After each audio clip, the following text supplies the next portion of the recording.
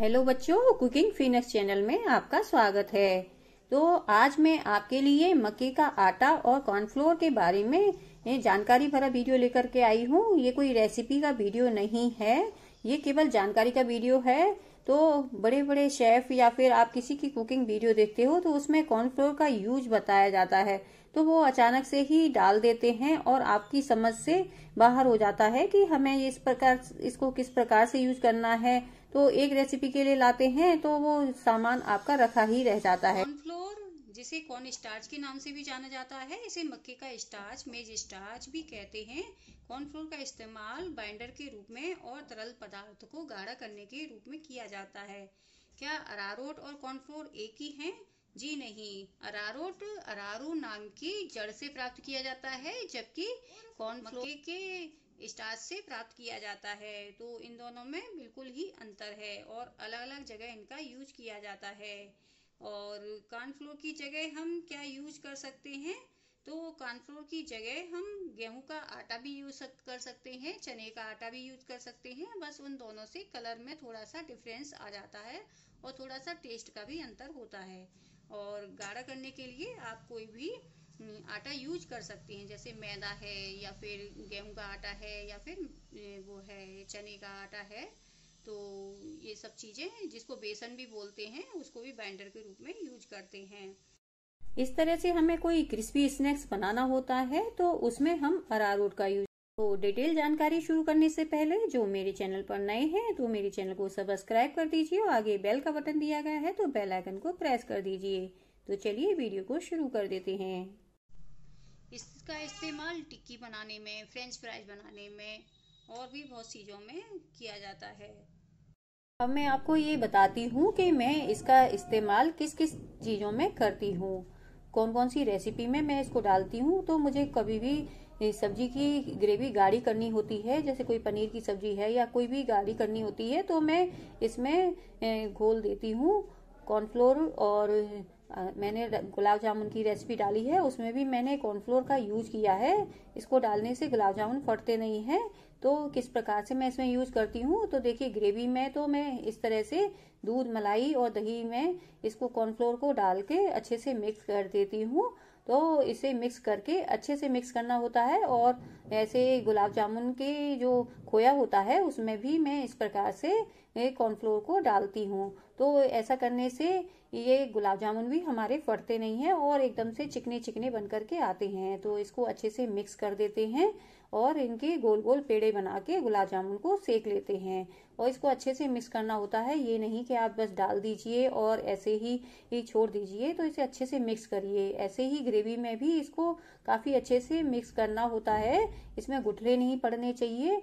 और दूध, दही, मलाई में मिक्स कर लीजिए और अच्छा एकदम से ग्रेवी में डाल दीजिए। तो ये थिकनेस का भी काम करता है और इससे क्वांटिटी भी बढ़ जाती है। आप 2 चम्मच से ज़्यादा इस ग्रेवी में मत डालिए, क्योंकि ज़्यादा डालने से इसके टेस्ट में फ़र्क आ जाता है। तो आप सॉट बना रहे हो तो उसको भी आप थिक करने के लिए इस कॉर्नफ्लोर का यूज कर सकते हैं। तो कॉर्नफ्लोर डाल के आप कोफ्ते बनाएंगे तो फटेंगे नहीं। और एक और चीज है, ये कस्टर्ड पाउडर जो मार्केट में मिलता है, इसमें भी कॉर्नफ्लोर होता है। तो कस्टर्ड में, कॉर्नफ्लोर में आप यदि वनीला एसेंस मिला देंगे तो वो वनीला फ्लेवर का कस्टर्ड पाउडर बन जाता है। मिल्क पाउडर और इसमें थोड़ा सा मिक्स होता है, तो ये कस्टर्ड को गाढ़ा करने के काम में भी आता है। तो आप मैदा की जगह भी इसको यूज कर सकते हैं। मैदा का काम भी थिकनेस देने का ही होता है और इसका भी थिकनेस देने के लिए होता है। जो सूप में सब्जियों की ग्रेवी को गाढ़ा करने के काम में इसका यूज ज्यादातर किया जाता है। अब मैं आपको बताती हूँ कॉर्नफ्लोर, मक्के के आटा और अरारोट में क्या अंतर है। तो कॉर्नफ्लोर तो मक्के का अंदर का पार्ट होता है, जिसे हम कॉर्न स्टार्च भी कहते हैं। और मक्के के आटा, मक्के को पीस करके डायरेक्ट बनाया जाता है। और अरारोट को अरारू नाम की जड़ से उसको पीस करके और उसी से बनाया जाता है। तो इन तीनों में बिल्कुल अलग अलग पता चलता है कि ये तीनों अलग अलग हैं। बस थोड़ा सा कलर का डिफरेंस होता है। और ये भी एकदम से चिकना होता है जिस तरह से अरारोट होता है। बस ये एकदम सिल्की नहीं होता है। अरारोट सिल्की होता है और कॉर्नफ्लोर ये हाथ पे चिपक जाता है जैसे कि कोई पाउडर चिपका हो, और वो जो अरारोट होता है वो टेल्कम पाउडर की तरह सिल्की हो जाता है, तो वो चिकनापन देता है। तो बस ये दोनों में यही अंतर है। और जो मक्के का आटा होता है वो हल्का सा पीलापन लिए हुए होता है, तो वो बिल्कुल अलग ही पता चलता है कि वो मक्के का आटा है, क्योंकि उसमें छिलका भी होता है, उसे हम छान के यूज करते हैं और इनको बिना छाने ही यूज किया जाता है। कॉर्नफ्लोर मक्के के दानों को पीसकर बनाया जाने वाला एक महीन पाउडर होता है। इसे कॉर्न स्टार्च या मेज फ्लोर भी कहा जाता है। कॉर्नफ्लोर का इस्तेमाल कई प्रकार से किया जाता है, जैसे इसको सॉस को और सूप को गाढ़ा करने के लिए यूज किया जाता है। इसका इस्तेमाल फिलर और बाइंडर के रूप में भी किया जाता है। कॉर्नफ्लोर का इस्तेमाल कोफ्ते बनाने में, मंचूरियन बनाने में और मंचूरियन की ग्रेवी को गाढ़ा करने के लिए भी, और फ्रेंच फ्राइज को क्रिस्पी कोटिंग देने के लिए, और गुलाब जामुन, छेना वगैरह में किया जाता है। कई महिलाएं कुकीज और पाई पुडिंग में भी इसका इस्तेमाल करती हैं। आई होप आपको मेरा ये जानकारी भरा वीडियो अच्छा लगा होगा।